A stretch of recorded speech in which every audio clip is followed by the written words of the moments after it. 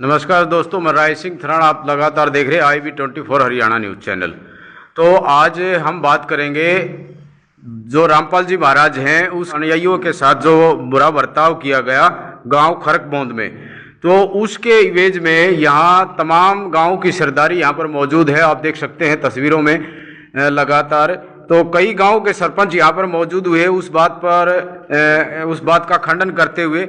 तो गांव के सरपंच मौजूद हैं। हम बात करते हैं गिरावड़ गांव की। गिरावड़ गांव में यहाँ तमाम सरदारी इकट्ठी हुई है। तो सोनू सरपंच यहाँ के प्रधान है गांव के, तो उनसे बात करेंगे कि किस तरह का माहौल है या किस बारे में यहाँ पर इकट्ठे हुए हैं। तो प्रधान जी नमस्कार।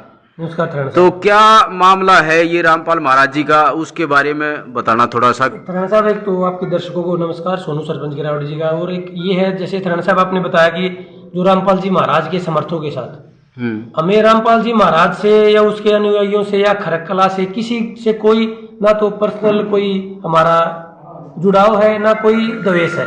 हम यहाँ पे जैसे हमारे 10-12 गांव के सरपंच आए हैं। गुड्डा से सरपंच हैं, सुरखपुर से हैं, बदानी से हैं, छारा से हैं, जोंडी से हैं, खुंगाई से हैं और पचगामा प्रधान हमारे बाकी प्रधान जी हैं।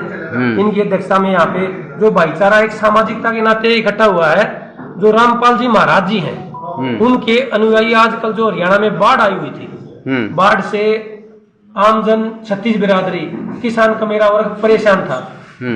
आप सबको पता है कि हमारे प्रदेश का और गांव की रीढ़ की हड्डी किसानी, खेती किसानी। कोई न कोई आदमी किसी न किसी रूप से छत्तीस बिरादरी का खेती किसानी से जुड़ा हुआ है। वो पूरी तरह बर्बाद हो चुकी थी। उसमें सरकार भी गांव के लोगों की मदद कर रही थी, लेकिन उससे मतलब पूरे इंतजाम नहीं हो पाए थे।